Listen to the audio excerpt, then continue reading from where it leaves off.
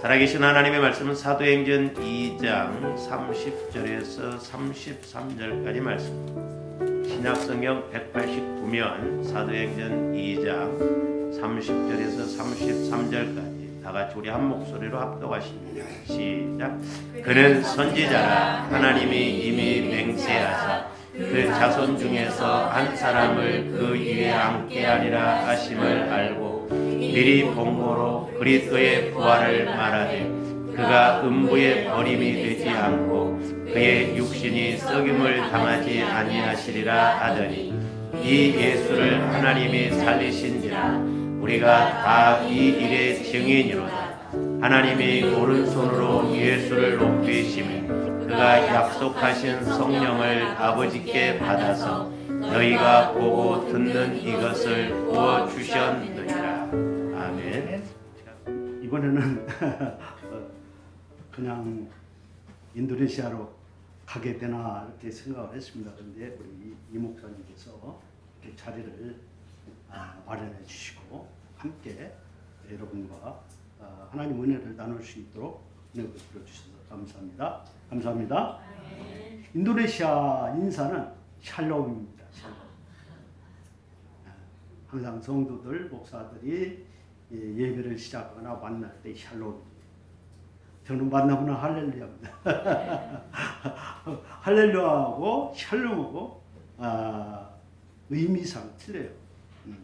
샬롬은 우리 안에 평화가 있기를 하나님께서 축복하시는 거고, 할렐루야는 은혜 받은 우리가 하나님 앞에 영광 돌리는 그런 인사가 되겠습니다. 저는 그래서 선교사로 나가면서 계속 할렐루야만 합니다. 제가 사역을 시작한 지가 우리 이 교회의 뿌리입니다. 91년도 6월 23일 김혜수 집사님, 우리 박영수 집사님, 김용수 집사님, 송기덕 집사님 33년을 이렇게 같이 만나서 교제할 수 있다는 게 참 큰 은혜인 것 같습니다. 건강하셔서 앞으로도 계속 만날 수 있기를 바랍니다. 먼저 인도네시아 사역에 대해서 잠깐 말씀을 드리겠습니다. 인도네시아는 우리 아시아권에 속하죠. 많은 사람들이 인도네시아에 대해서 동남아, 베트남, 캄보디아, 필리핀 이쪽은 많이 알아요. 근데 인도네시아에 대해서는 별로 관심이 없는 것 같아요. 그렇게 많이 아는 사람이 많지 않은 것 같아요. 인도네시아는 이번에 그 2월 14일 날 대통령 선거를 지금 치르고 지금 개표 작업 중인데 선거인 수가 2억 500만 명이더라고요. 2억. 인구수가 2억 8천만 명 정도 됩니다. 이거는 공식적인 그 2022년도 통계 2억 7,485만 명. 예. 근데 2억 8천 명이 넘어요.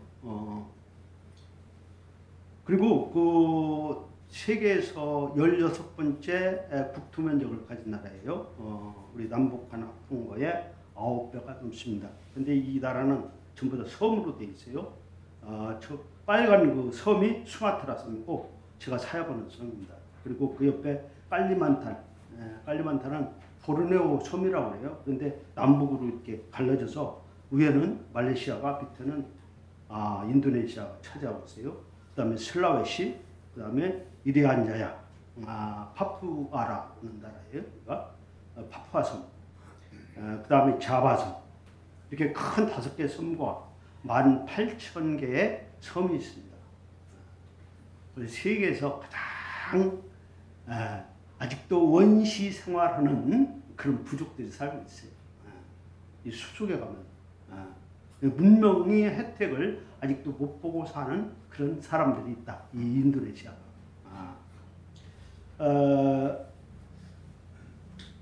그리고 이 인도네시아는 특히 특별한 게 6개의 종교를 헌법에 명시를 해서 모든 국민이 반드시 하나를 선택을 해야 됩니다. 믿어야 합니다. 그래서 신분증에 주민등 우리나라 거기는 시민증이라고 그러는데 시민증에 종교를 반드시 표기하도록 돼 있어요. 그리고 세계에서 이슬람 인구가 가장 많은 나라가 이 나라예요. 약 2억 8천에 87% 정도 되니까 2억 3천만 명 정도가 된다고 봐요. 세계에서 최대의 무슬림 인구를 가진 나라예요. 그러나 무슬림 국가는 아닙니다. 무슬림을 국교로 채택하지 않았어요. 그 후에 말라시아는 이슬림 국가예요. 무슬림 국가. 개신교가 천주교 합해가지고 한 10%, 9%는 9%로 표시됐는데 개신교가 선교를 열심히 해서 한 13% 정도 된다고 그래요. 그다음에 힌두교, 불교, 콩우자라고 하죠. 콩후주 이게 공자, 유교입니다. 영어로 컨피셔스인데 컨피셔시즘 그러면 이제 유교주의 그거를 인도네시아 말 콩우주로 이렇게 표시되어 있습니다. 그 민족은 한 1,300여 종족이 있어요. 1,300여. 제가 사역하는 섬은 수마트라 메단이고 거기서 수마트라 섬은 우리나라 한반도보다 아픈 거에 약 2배가 넘습니다. 그래서 세계에서 6번째 큰 섬이고 인구가 약 5,800만 명, 우리나라 대한민국 인구보다 더 많죠. 기독교 인구가 35%. 다른 지역에 비해서 비교적 기독교 인구가 많습니다. 그 다음에 이제 저희들이 2022년 4월 6일 날 메단에 도착했어요. 메단 도착한 곳이 수마트라 큰 캐피탈 도시인데 메단 안디옥교회라고 이 교회가 한국 선교사 침례교 선교사님이 세운 침례교회입니다. 근데 교회가 교인이 한 250명 정도 돼요. 2013년도에 세워진 교회입니다. 그래서 저희들이 4월 17일 날 부활절 예배에 참석을 했는데 한 200여 명이 참석을 했어요. 그다음에 코로나 끝나고 나서 처음으로 부활절 예배를 드린 예배입니다. 한 200여 명이 참석을 해서 저희들이 점심을 대접을 했고 그 다음에 5월 달에 이 교회가 독립기념 예배를 드렸습니다. 한 120명의 참석을 해서 저희들이 기념품을 또 이렇게 제공을 했습니다. 인도네시아는 모든 교회가 개척할 때 반드시 모교회가 있어야 교회를 개척할 수가 있어요. 좀 독특합니다. 모교회가 없으면 등록이 안 됩니다. 그러니까 모교회가 보증을 해주는 거예요. 어떻게 보면 그게 통제하는 거예요. 통제.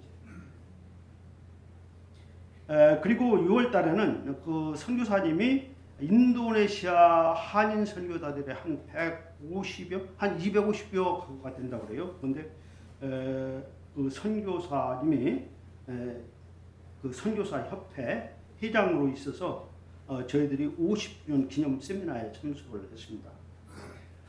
그 밑에 사진이 있는데 토바섬 바닥 쪽 왕궁터라고 되어 있어요.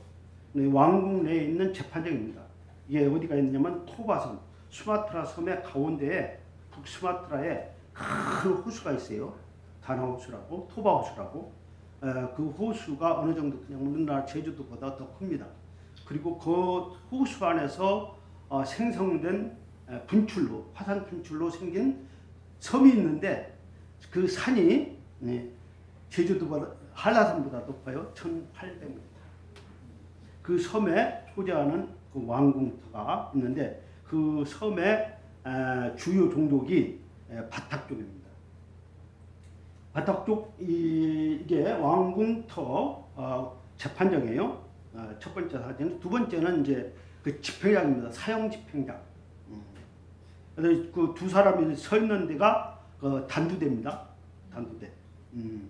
단두대고 그 다음에 한 청년이 서 있는 데가 그게 시체를 놓고 머리를 잘라서 그 단두대에다 놓고 그리고 그 형제 한 사람 있는 그 바위 위에다가 시체를 놓고 배를 갈라서 간을 꺼내가지고 미안합니다.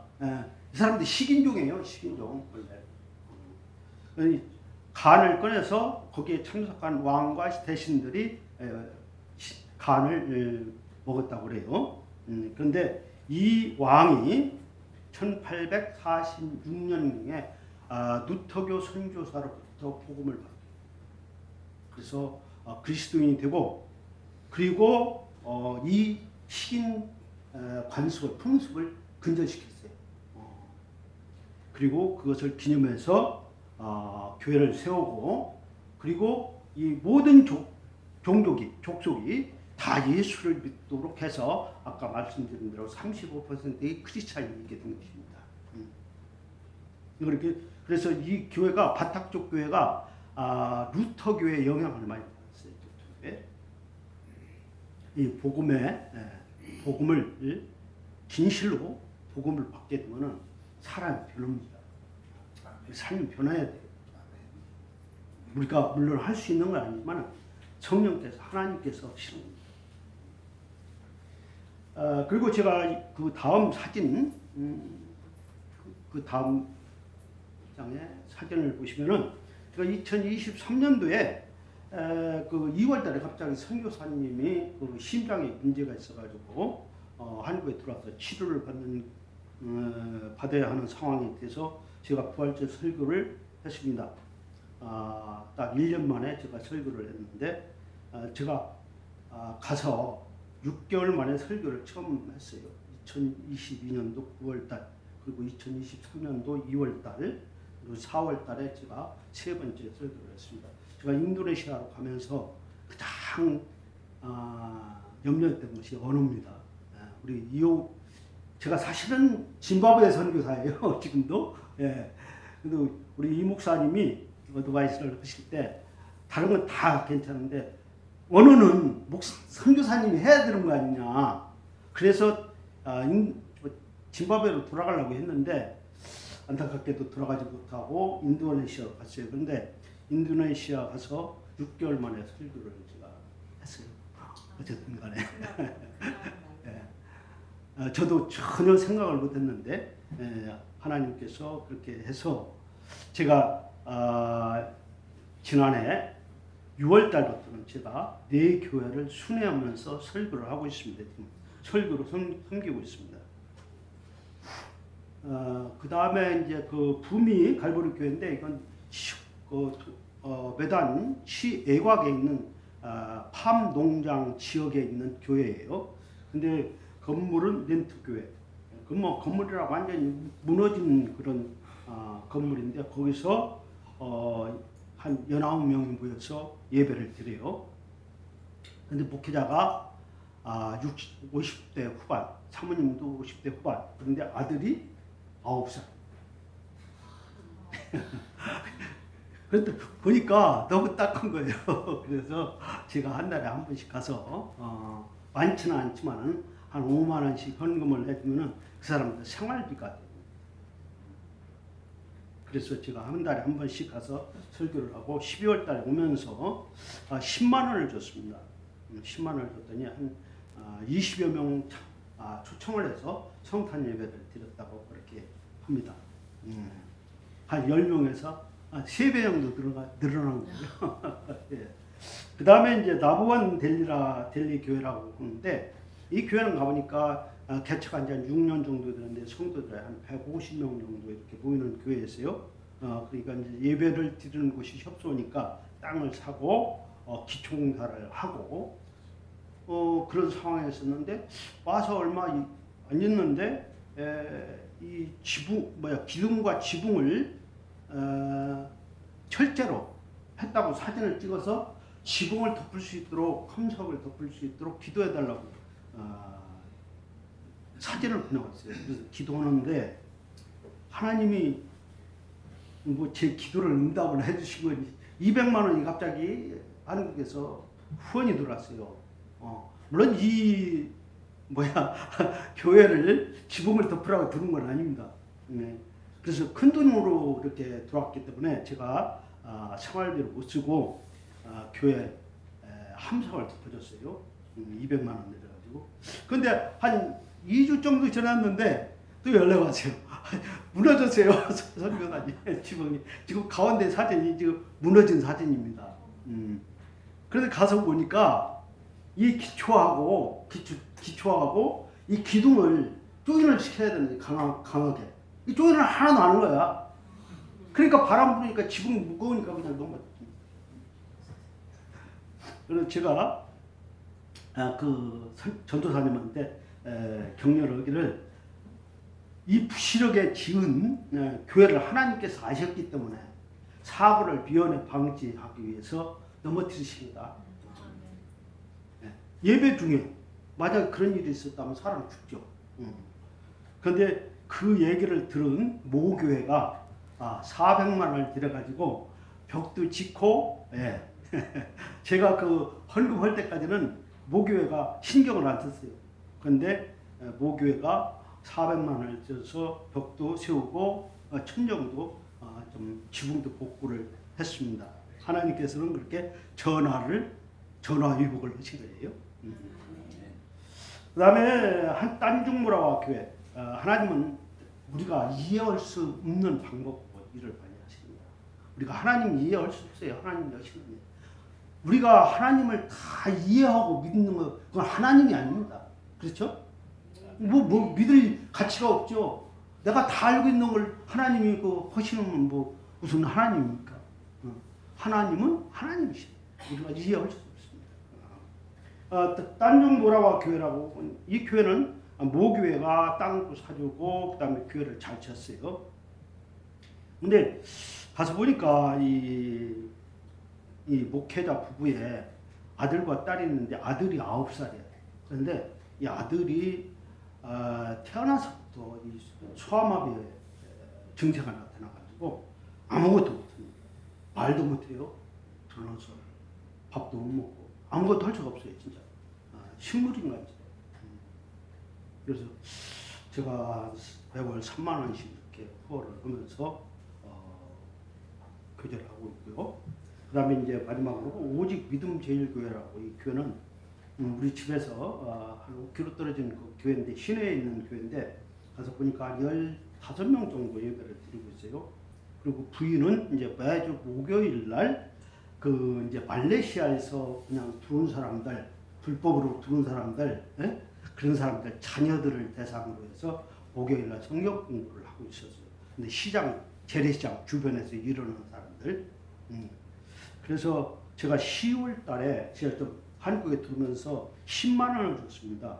그랬더니 세 번째 사진 보시면은 어린이 그 모임에 성탄 축가를 하는데 한 20여 명을 불러 모았고 그 다음에 교회 교인들 행사를 하는데 한 50명을 초청합니다. 그래서 제가 이 사진을 보면서 참 감사했습니다. 선교사가 10만 원을 줬는데 이렇게 많은 사람들을 불러 모아서 초청해서 같이 예수님의 탄생을 축하할 수 있어요. 그래서 선교사의 10만 원의 힘이 대단하다.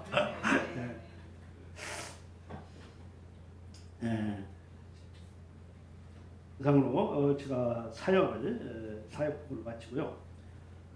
오늘 제목이 예수님의 부활 결과라는 그 제목으로 이렇게 말씀을 나누고자 합니다. 사실 이 말씀은 제가 한 번도 선교 현장에서 설교한 내용을 지난 14, 15년 동안 한 번도 설교를 한 적이 없어요. 오늘은 제가 여러분들과 함께 제가 선교지에서 무슨 메시지를 전했는지 함께 나누기를 원합니다.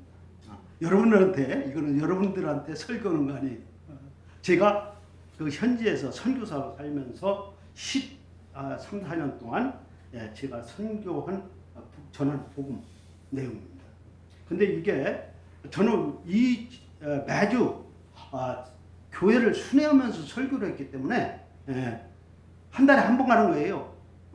한 달에 3번은 그 교회 목사 전도사가 하고 한 달에 한 번 제가 이 설교를 하는 겁니다. 부활 설교를.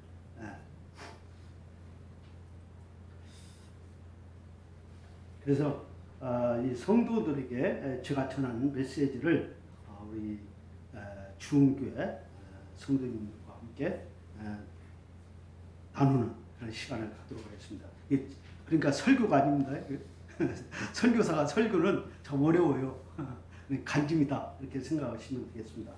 오늘도 여전히 전 세계 성도들의 입에서 하는 엄청난 찬양이 흘러나오고 있고요. 수많은 사람들이 죽음의 위협과 온갖 고난 속에서도 복음을 지키며 전하고 있습니다. 그리고 또 복음 전파를 위해서 가장 힘든 지역을 어두운 지역을 나가는 선교사들이 헌신하고 있습니다. 줄지어서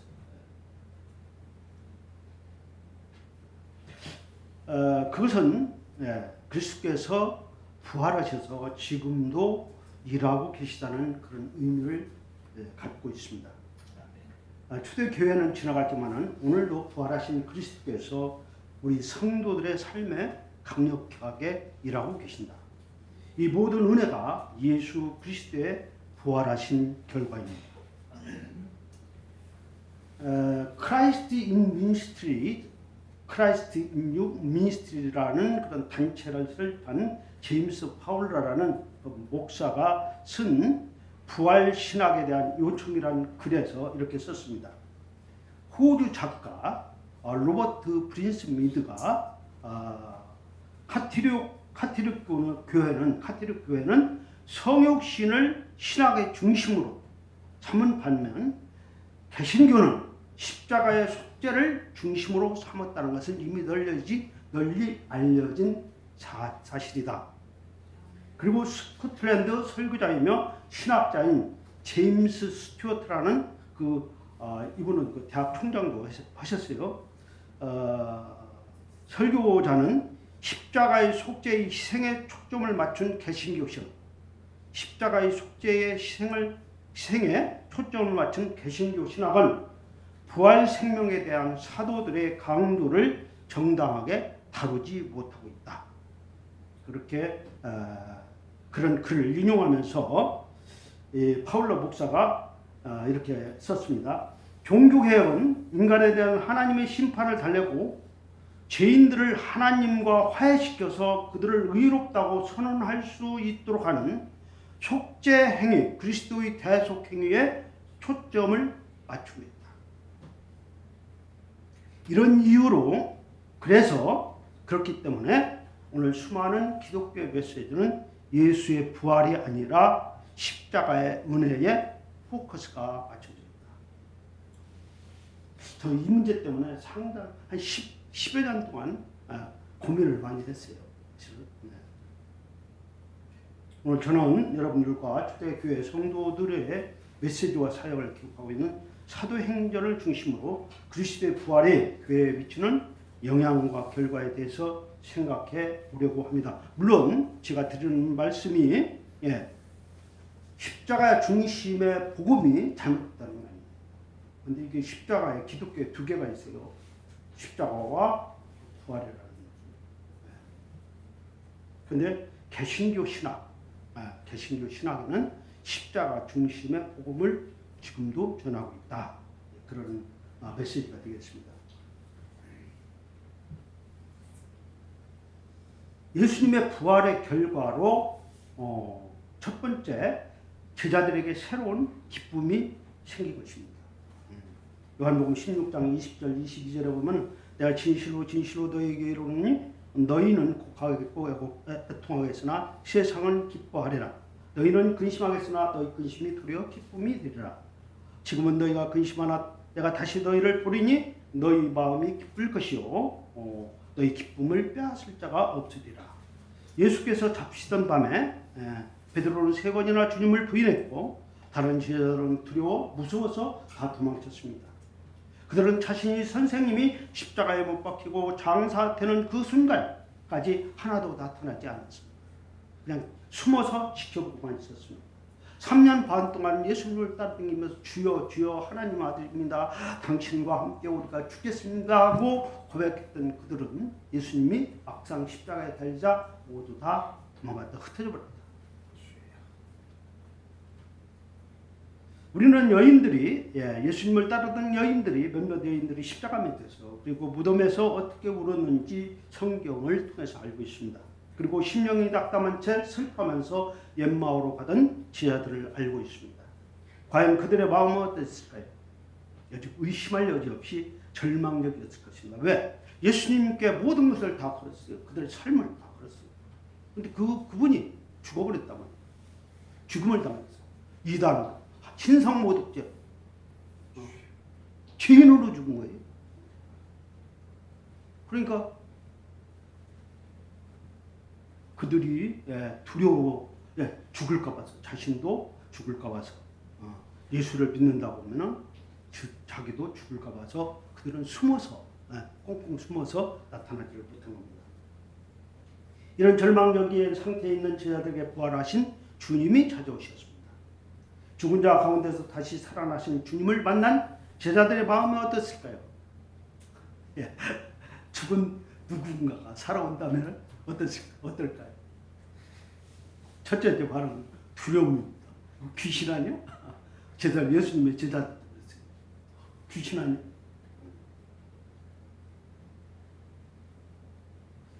이에 대해서 아주 적절하게 번역한 누가복음 24장 41절에 표준어 번역 성경을 제가 읽어보겠습니다. 그들은 너무 기뻐서 아직도 믿지 못하고 놀라워하고 있는데, 그래서 너무 기뻐서 아직도 믿지 못합니다. 사람이 너무 기쁘면은 긴가민가 해요. 냉큼 믿어지지. 죽은 사람이 내가 그렇게 사모하고 보고 싶어하고 하던 사람이 살아왔다 하고 해도 그 환영을 보고 기뻐하지 못한다는 두려움. 그리고 그 다음에는 정말 이게 사실인가? 이런 긴가민가 하는 그런 의심을 갖게 되는 것이죠. 제자들도 똑같았어요.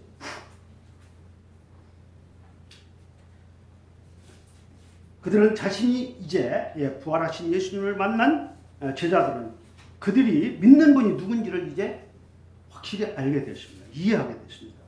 예수님이 내가 십자가에 죽고 3일 만에 부활한다고 3번이나 얘기했는데 제자들 전혀 몰랐어요. 예수님이 십자가에 죽으실 때까지 그 말씀을 왜 죽느냐고 그랬지. 그러지 마십시오. 메시아가 죽는다니 이거 말이 안 됐죠. 그러나 부활하신 예수님을 만나고 나서 그들은 예수님이 어떤 분인지를 알아요. 예수님이 어떤 분인지 알아야 돼요. 이슬람도 무슬림도 예수를 인정해요. 그들은 구약을 믿어요. 그대로. 그러나 그들은 예수님을 선지자, 예언자의 한 사람으로 인정을 하지 하나님의 아들로 주 예수 그리스도로 안 믿는다. 그러니까 우리들도 많은 사람이 선생님, 예수를 인정하면 인정하는데 예수님 주 예수 그리스도가 아니라 그냥 선생님 정도 뛰어났던 한 분으로 기억을 하고 그렇게 하면은 우리가 믿음의 역사가 나타나지 않습니다. 그러므로 그들은 그분을 위하여 능욕받고 핍박받는 일에 합당한 자로 여김을 기뻐했습니다. 그들의 기쁨은 그리스도의 부활과 그 다음에 그분을 믿는 신앙의 상징이었습니다. 그들의 기쁨. 주님께서 말씀하신 대로 이제 그 무엇으로도 빼앗을 수 없는 기쁨이 된 것입니다. 초대교회 성도들의 신앙 특징이었던 이 아무도 빼앗을 수 없는 이 기쁨이 우리에게도 넘쳐야 되지 않겠습니까? 두 번째, 예수님의 부활의 결과로 새로운 메시지가 탄생된 거예요. 사도행전 2장 23절 24절에 그가 하나님께서 정하신 뜻과 미리 하신 대로 되어진 바 되었거늘 너희가 법 없는 자들의 손을 빌어 못 박아 죽였으나 하나님께서 그를 사망의 고통에서 풀어 살리셨으니 이는 그가 사망에 매여 있을 수 없었습니다. 구약의 선지자들은 믿음으로 먼 장래에 일어날 그리스도의 죽음과 부활에 대해 예언했습니다. 아브라함은 하나님께서 죽은 사람들까지도 살릴 수 있다는 믿음을 가졌습니다. 말하자면 아브라함은 죽은 사람들 가운데, 죽은 자 가운데서 아들 이삭을 다시 받은 것이죠. 다윗은 그리스도의 부활을 내다 미리 예견함으로 그가 보좌에 앉으실 것을 예언했습니다. 그리고 빈 무덤, 예수 그리스도의 부활이 현실이 되자 부활은 새로운 메시지와 의미를 가지게 된 것입니다. 예수 믿는 사람들 밖에 했던 사도 바울이 부활하신 예수님을 만나고 로마서 4장 25절에서 이렇게 증언합니다. 사도 바울은 예수님을 이단으로 여기서 예수 그리스도인들을 다 잡아다가 죽이고 핍박하고 가두고 그랬어요. 그런 그가 다메섹 도상에서 부활하신 예수님을 만나자 한 방에 거꾸라졌죠. 주여 누구십니까? 주여? 나는 내가 핍박. 그가 예수님을 만나고 나서 쓴 내용입니다.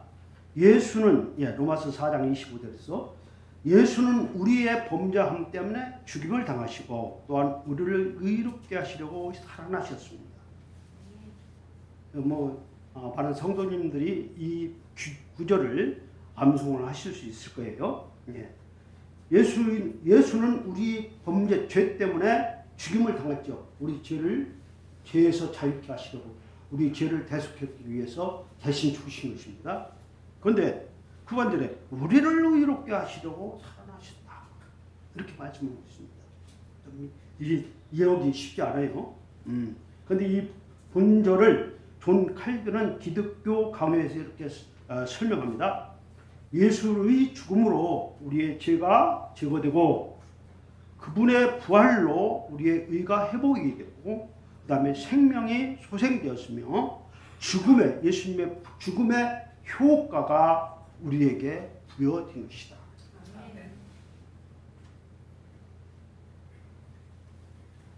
이 말씀을 그러니까 예수님이 우리 죄를 짊어지고 우리 대신 죽으신 거 맞죠? 그것은 우리 죄 때문에 죽으신 거예요. 그런데 예수님이 부활하지 않았으면은 그거 아무런 효과가 없다는 얘기예요. 아무런.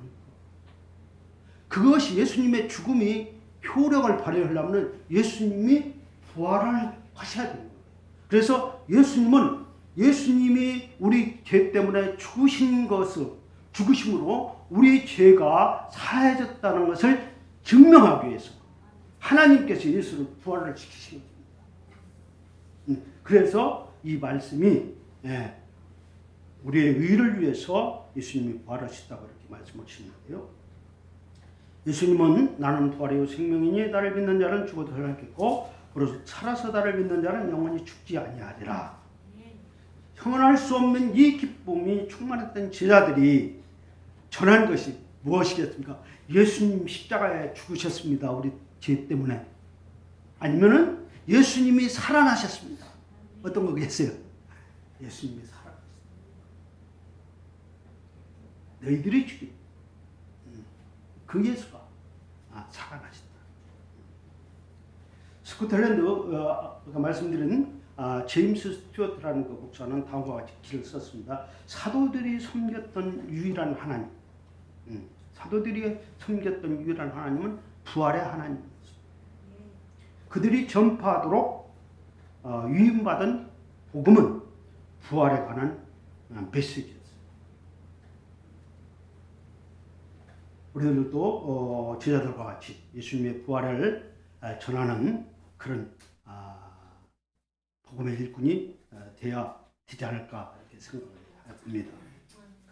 세 번째, 예수님의 새로운 직분. 예수님의 부활이 말미암아 예수님의 새로운 직분이 생겼는데 사도행전 2장 36절에 보면은 그런즉 온 이스라엘 온 집은 확실히 알지니 너희가 십자가에 못 박은 이 예수를 하나님이 주와 그리스도가 되게 하셨다. 초대교회 봉사하기 시작한 날부터 예수는 죽은 자 가운데서 다시 살아나신 그리스도이실 뿐만 아니라 하늘과 땅과 모든 권세와 능력을 하나님 아버지로부터 위임받은 주 예수 그리스도가 되신 주 예수 그리스도가 되신 교회의 머리로서 하늘과 땅의 모든 권세를 가지신 주 예수 그리스도에 대한 비전이 사도행전 전체에 걸쳐 나타나고 서신서에도 나타나고 있습니다. 우리가 잘 아는 마태복음 28장 19절에 이렇게 있죠. 모든 권세를 하늘과 땅의 모든 권세를 내게 주시고 그러므로 너는 가서 복음을 전하라. 그분이 내가 너와 함께 전지전능하신 하나님 모든 권세를 가진 하나님 그분이 가라 내가 너와 함께 뭐 들어올 것이 뭐 있습니까? 무서울 것이 뭐 있습니까? 우리 생명 그분 손에 달렸어요. 그분이 모든 것을 지배 그분이 나와 함께죠. 그분이 나와 할렐루야. 베드로의 말씀을 다시 한번 보겠습니다. 32절 하나님께서 이 예수님을 다시 살리셨습니다. 이 일에 대하여 우리 모두가 다 증인입니다. 예수님만 하나님 오른편에 높임을 받으셔서 약속된 성령을 아버지께 받아 우리에게 부어주셨습니다. 지금 여러분이 보고 듣는 것이 바로 그것입니다. 이게 현대인 번역 성경이에요. 그는 계속해서 안전배경을 일으킨 사건에 대해서 이렇게 선포합니다. 너희와 모든 이스라엘 백성은 알라. 너희가 십자가에 못 박고 하나님이 죽은 자 가운데서 살리신 나사렛 예수 그리스도의 이름으로 이 사람이 건강하게 되었다. 지금 이스라엘 사람들이 보고 듣는 현장을 지금 설명하는 것입니다. 이것이 하나님께서 예수 그리스도를 통해서 행하시는 일이다. 너희가 십자가에 죽인 예수가 성령을 보냈어. 예루살렘 사람들은 하나님의 우편에 앉으신 예수 그리스도가 행하시는 일을 지금 보고 듣는 중이었어요. 부활하신 예수께서 하나님 우편에서 앉으셨을 때 교회의 머리가 되신 것입니다. 예수님의 부활로 말미암아 교회가 탄생한 그래서 예수님은 교회의 머리가 되신 거예요. 그들 가운데 다니시면서 그분이 그들 가운데 교회 가운데 다니시면서 교회의 사자를 세우시는 분, 그 부활하신 주님이십니다. 그분에게서 교회의 사자들은 예수님으로부터 권위를 받고 그분의 인도를 따라서 교회를 인도하고 있는 것입니다. 그러니까 교회의 사자가 전하는 메시지는 곧 예수님의 뜻이다, 메시지다. 교회가 예수 그리스도를 그들의 머리로, 우리의 머리로 인정하는 만큼 우리의 삶과 간증에서 승리할 수 있는 것입니다. 우리가 예수 그리스도를 우리의 머리로, 주님으로 인정하는 만큼 여러분들의 삶이 바뀔 것이고 여러분들이 그분의 영광을 나타나게 된다. 이거는 순종입니다.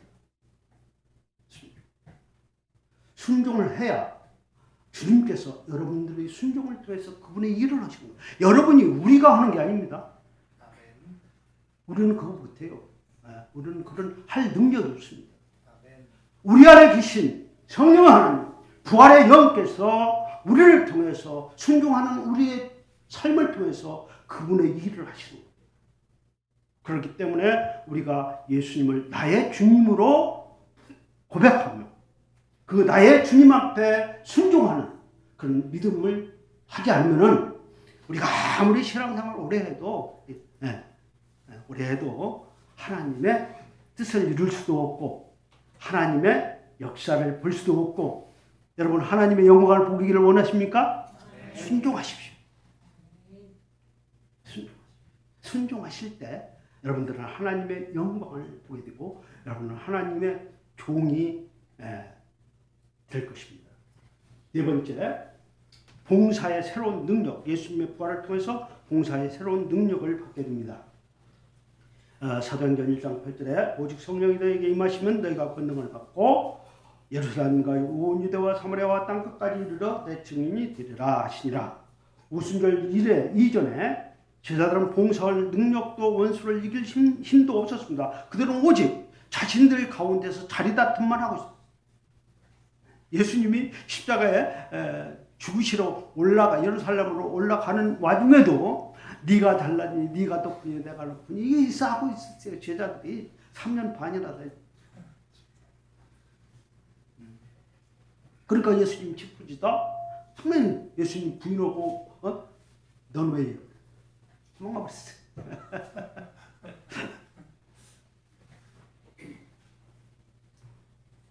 그랬던 그들이 불과 50여일 만에 죽음도 두려워하지 않는 담대한 크리스찬들로 증인들로 바뀐 것입니다. 부활하신 예수님을 만나고 주님께서 약속하신 성령의 능력을 힘입은 결과였습니다. 성령의 능력을 힘입은 성령이 어떻게 해서 나를 통해서 일하시는가? 성령의 능력이 어떻게 나를 통해서 나타나시는가? 어떻게 나타나시겠어요? 내가 막 열심히 하고 새벽기도 하고 찬양 열심히 하고 헌금 많이 하고 그 다음에 열심히 청소하고 봉사하고 아니에요. 순종. 주님 뜻에 여러분들 가운데 일하시는 그분께 순종할 때 여러분들을 통해서 영광을 나타내게 영광, 그리스도의 영광. 순종이 없으면 나중에 아무리 많이 봉사해. 제가 이게 신앙생활을 돌아보면 성령을 받고 나서야 비로소 내 크리스천이 된 것입니다. 로마서 8장에 보면 너희 안에 성령이 계신가 확인해봐라. 너희 안에 성령이 없으면 내가 크리스천이 아니다. 아멘? 성령을 다 모시고 계십니까? 성령이 누구시죠? 하나님. 하나님이 지금 여러분들과 함께 계신다니까. 그러니 이 놀라운 이 엄청난 미러클입니다. 이거 미러클. 이 엄청난 일을 지금 우리가 그래서 우리 안에 보배라고 하잖아요. 그분 앞에 절대 순종하시면은 여러분들을 통해서 하나님 멋진 일을, 당신의 일을 하시는 것입니다. 이러한 새로운 변화는 성도들의 삶에도 나타났습니다. 그들의 예배 생활은 더욱 경건해지고, 그 다음에 기도 생활은 더욱 깊어진 것입니다. 주와 그리스도가 되신 예수님은 제자들에게 약속하신 성령, 예수님의 부활하심으로 말합니다. 예수님이 제자들이 그렇게 했어요. 내가 가지 아니하면 보혜사가 너희들에게 오지 않을 것이다. 부활하신 예수님이 하늘로 승천하셔서 하나님 옆에 앉아계시고 그분의 하나님 아버지부터 받아서 당신의 영을 보내실 것입니다. 이 성령님은 부활의 영이라고도 우리가 말할 수 있습니다. 로마서 1장 4절에 보면은 성령을 통해서 예수님이 죽음 가운데서 부활하셨습니다. 성령의 능력. 그래서 예수님의 생명은 부활하시는 예수님의 생명은 부활 생명. 이 부활 생명은 창조 때부터 지금 우리와 함께 하시고 영원까지 함께 하시고 이 하나님 부활하신 하나님.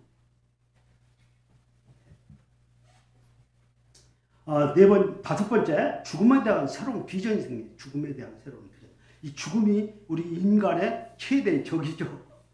죽음을 피할 사람. 인도네시아는 모하메드가 누구죠? 이슬람 창시자죠. 모하메드가 죽었다고 하면 죽었습니까? 안 죽었습니까? 모하메드가. 그도 무덤이 저기 저 메카에 있잖아요. 메카, 사우디아. 죽었다고 하면은 신성 모독죄로 체포돼서 감방에 가요. 인도네시아 신성 모독.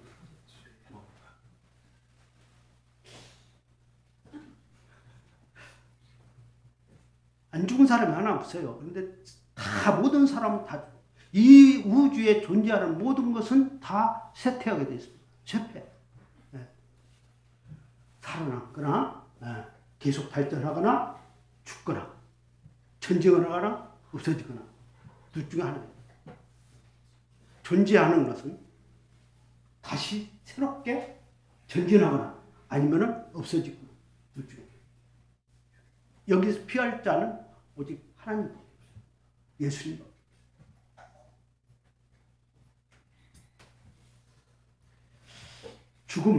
죽음에 대한 새로운 비전. 사도행전 7장 55절, 56절, 59절, 60절에 보면은 그러나 스데반은 성령으로 충만하여 하늘을 우러러보고 하나님의 영광과 및 예수님이 하나님 오른편에 서신 것을 보고 이렇게 외쳤다. 보라, 하늘이 열리고 예수님이 하나님 오른편에 서 계신다. 그들이 계속 돌지를 하자 스데반은 주 예수님 내 영혼을 받으소서 하고 기도하였다. 그리고 그는 무릎 꿇고 큰 소리로 주님 이 죄를 저들에게 돌리지 마소서 하고 외친 후 숨을 거두었다. 예수님의 부활과 성령의 능력을 체험한 지자들은 죽음에 대한 새로운 인식을 갖게 됐습니다. 그들은 그리스도에서 부활하셨을 뿐만 아니라 승천하셔서 지금 하나님 우편에 계시다는 것을 알게 되었습니다. 예수님의 빈 무덤은 그리스도 안에서 죽은 자들이 주님과 같은 영광스러운 몸으로 부활할 것에 대한 증거입니다. 보증입니다. 뿐만 아니라 그 영화로운 몸으로 주님과 함께 영원히 거할 것에 대한 확실한 증거, 보증. 예수님의 빈 무덤, 예수님의 부활. 할렐루야. 돌에 맞던 스데반은 하나님의 영광과 예수님이 하나님 우편에 계신 것을 보았습니다. 영혼이 떠나가기 전에 그의 얼굴은 천사의 얼굴과 같았다고 기록하고 있습니다. 그의 죽음은 초대 교인들에게 죽음에 대한 새로운 비전과 확신을 주었습니다. 그래서 사도 바울은 빌립보서 1장에서 이렇게 고백합니다. 나는 이 둘 사이에 끼어 있습니다. 삶과 죽음 사이에 끼어 있습니다. 내가 이 세상을 떠나 그리스도와 함께 있는 것을 원하고 또 그것이 훨씬 좋지만 이렇게 우리도 미칠 수 있었으면 좋겠습니다.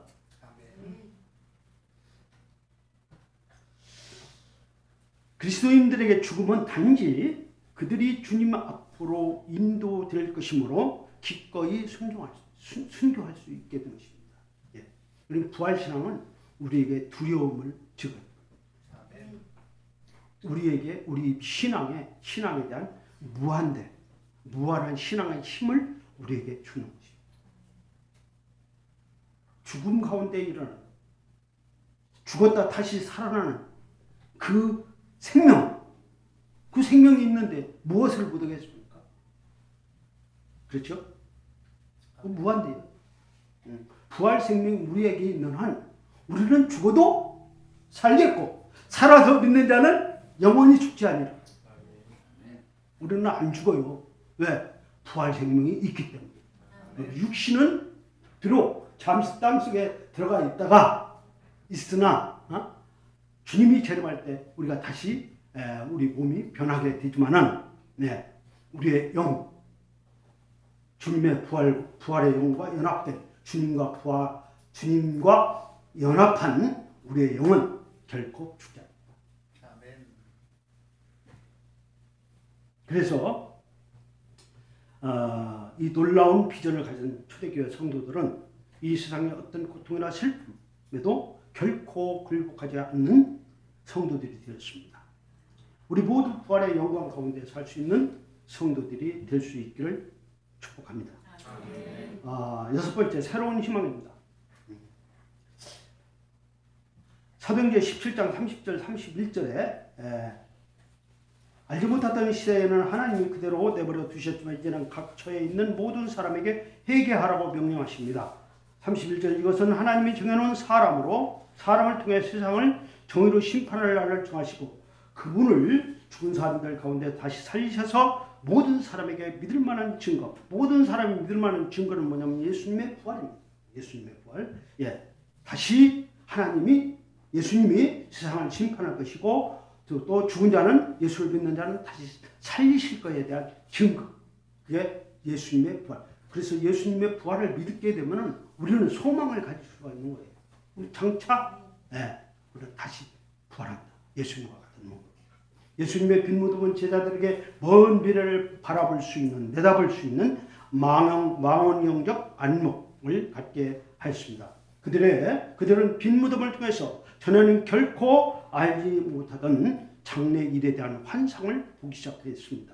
그들은 동정녀에게 낳으신 아기가 다윗의 왕자에 앉을 것이라는 예언을 알고 있었고 그들은 예수님께서 이 유대인의 왕으로 십자가에 못 박히셨다는 것을 깨닫게 되었습니다. 이제 그의 빈 무덤, 예수님의 빈 무덤은 그들에게 하나님의 약속이 하나님의 말씀이 성취된 증거 그리고 그리스도의 영광스러운 재림에 대한 하나님의 확고한 증거입니다. 예수님의 부활. 빈 무덤의 영광과 비전으로 초대 성도들은 예수 그리스도의 영광스러운 재림에 대한 소망, 우리의 부활에 대한 소망을 품고 이 땅에서 하나님이 기뻐하는 삶을 살 수 있는데 있게 된 것입니다. 헌신하게 된 것입니다. 사도 바울은 예수님의 부활의 교훈으로 사도행전 고린도전서 15장 58절에 이렇게 격려합니다. 나의 사랑하는 형제 여러분, 그러므로 굳게 서서 흔들리지 말고 항상 주님의 일에 열심을 다하십시오. 주님을 위한 여러분의 수고는 결코 헛되지 않을 것입니다. 할렐루야. 우리의 행위, 예수 안에서 행하는 모든 일은 결코 헛된 일이 아니다. 이 세상 일은 시간이 가면 다 사라집니다. 그러나 우리의 예수 그리스도 안에서 주님을 섬긴 그 일은 하나님 나라의 기업, 영원히 기업인 것입니다. 할렐루야. 그리고 마지막으로 새로운 공동체가 형성이 됐는데 그 교회입니다. 사도행전 2장 42절 44절에서 47절에 그들이 계속 사도들의 가르침을 받고 서로 교제하며 성찬을 나누고 기도하는 일에 전적으로 힘을 썼다. 44절 믿는 사람들은 다 함께 지내며 모든 것을 서로 나누어 쓰고 재산과 물건을 팔아 각자의 필요에 따라 나누어 주고 그들은 한 마음으로 날마다 성전에 모이기를 힘쓰고 집집마다 돌아가면서 성찬을 나누고 기쁨과 진실한 마음으로 함께 식사하며 하나님을 찬양하고 모든 사람에게 칭찬을 받았다. 그리고 주님께서 또 구원받는 사람이 날마다 많아지게 하셨다. 십자가 앞에서 흩어졌던 제자들이 고난과 죽음이 기다리고 있는 예루살렘으로 다시 돌아올 수 있었던 것은 죽음에서 부활하신 예수님을 만났기 때문입니다. 그리스도께서 부활하시고 높아지셨을 때 교회라는 새로운 공동체가 형성이 되었습니다. 이 공동체는 주일에 첫날에 떡을 떼기 위해서 모였고 성도들의 교제와 말씀 전파의 중심이가 되었습니다. 그들은 계속 사도들의 가르침을 받아 서로 교제하며 성찬을 나누고 기도하는 일에 힘썼습니다. 그들은 주님의 부활을 증거하며 이 땅에서 하나님 나라를 경험하고 우리가 주님 안에서 주님을 기쁘게 하면은 주님은 우리를 기쁘게 하십니다. 우리가 주님을 위해서 희생하면은 하나님께서는 우리의 주변을 우리를 지켜주십니다. 할렐루야. 체험하셨어요? 체험하신 분 한번 손들어 보세요. 그런 체험. 체험하셔야 돼요. 네, 체험해야 하나님 말씀을 체험을 해야 우리 신앙이 흔들리지 않아요. 이 체험이 없으면은 뭐 머릿속에 마음속에 머릿속과 마음속은 계속 바뀌어요. 머릿속에 있는 생각이 뭐 1초 안에도 몇 번씩 바뀐다고 그래요. 어. 이게 십자가 중심, 죄송합니다. 십자가 중심의 신앙은 우리가 그리스도 예수, 예, 누구예요? 예수님은 하나님의 아들이잖아요. 하나님의 아들이 나의 죄 때문에 십자가에 죽으셨어. 이 엄청난, 여러분들 여기 뭐 배우자가 다 있으신 분 있고 없으신 분도 있는데, 누구를 위해서 여러분들 죽을 수 있습니까? 누가 여러분을 위해서 죽을 수가 있겠습니까? 아마 어머니들은, 내가 보니까 어머니들은 자식을 위해서 죽을 수도 있어요. 근데 남편들은 아내를 위해서 안 죽는다. 요새는 여자들도 남편을 위해서 안 죽어. 근데 오직 자식을 위해서는 죽을 수 있어요. 그것이 희생이에요. 어머니의 희생, 어머니의 사랑. 근데 예수님은 우리를 위해서, 하나님이신데 우리를 위해서 죽으셨더니, 나를 구원하기 위해서, 나에게 영원한 생명을 주시기 위해서 죽으셨다. 이 엄청난 은혜, 이게 십자가의 은혜예요. 이게 십자가. 그러니까 예수님이 십자가에 다시 죽었다, 이걸로 끝나면 아무 의미가 없는 거예요. 예수님이 부활하심으로 말미암아서 하나님의 아들이 되신 것이 증명이 되시고, 그 하나님의 아들이 나를 위해서 죽으셨다는 이 놀라운 사실, 이것을 깨닫는 순간에 우리는 하나님이 나를 위해서 죽으셨는데 무엇이 두렵겠습니까? 근데 그 어마어마한 은혜를 받은 우리가 그렇게 살아야 되잖아요. 거기에 합당하게. 아멘? 그래요, 안 그래요? 한번 솔직하게 얘기해 봅시다. 그렇게 어마어마한 사랑을 받고 살고 만날 우리 입으로 그렇게 찬양을 하고 있는데 우리 삶은 그렇게 안 된다는 얘기야. 왜? 내가 있어서. 이걸 죽여야 되는데 이게 죽습니까? 안 죽어요. 제가 91년도부터 사역자가 됐다고 그랬죠. 선교사로 지금 16년째. 안 죽어요. 죽었다 하라고 십자가에 와달랐는데 거기서 죽어서 장가서 전해야 되는데 십자가에서 다시 내려와 또. 예수님이 십자가에 달렸을 때 유대인들 내려와봐. 그럼 우리가 하나님인 걸 네가 믿을게. 그때 내려왔으면 예수님이 안 되는 거지. 근데 우리는 매일 그래요. 십자가에 달렸는데 무슨 일이 있으면 내려온다고 또 십자가에서. 수시로 내려와. 그리고 또 올라가고. 그래서 역사가 나타나. 그런데 십자가 중심, 그렇게 엄청난 사랑을 받았기 때문에 우리가 그렇게 살아야 되는데 우리가 그렇게 살 힘이 없다. 능력이 없다. 그러나 부활하신 예수님께서 우리에게 부활의 생명, 생명, 우리 안에 성령, 우리 모두 성령을 모시고 살죠. 그 성령께서 우리를 통해서 일하시도록 해야 우리가 그리스도인답게 살게 되는 것입니다. 그분께 순종하는 마음으로 그분의 도움을 구하면 그분께서 우리를 통해서 일을 하십니다. 그래서 오늘 보니까 그들은 모든 사람에게 칭찬을 받았고 주님은 구원받는 사람을 날마다 많아지고, 그럴 때 진짜 그리스도인이구나 하는 것을 사람들이 인정을 하게 되는 것입니다. 그리고 우리를 통해서 구원받게 되고, 그런 삶을 위해서 우리가 예수님의 부활이 고백돼요. 그냥 우리 입으로. 저도 그렇게 생각했어요. 예수님 부활? 나 믿지. 예수님 부활 안 믿는 사람이 세상에 그리스도인치고 누가 있어? 다 있어요. 그런데 그 부활의 믿음을 얼마나 가고요? 여기에 따라 부활의 삶을 살아내는, 부활을 고백하며 부활의 삶을 살아내는 부활의 증인으로 사시기를 주님의 여러분으로 축복합니다. 이게 간증입니다. 제 간증. 제가 선교지에서 지난 10수년 동안 전한 메시지입니다. 오늘 그 메시지를 여러분들과 함께 나눴습니다. 여러분들한테 설교하는 건 아니에요. 물론 그렇지만은 성령께서 여러분들 마음속에 역사하시면은 그 메시지가 또 여러분들에게 저는 하나님의 메시지가 되실 줄로 믿습니다. 기도하겠습니다.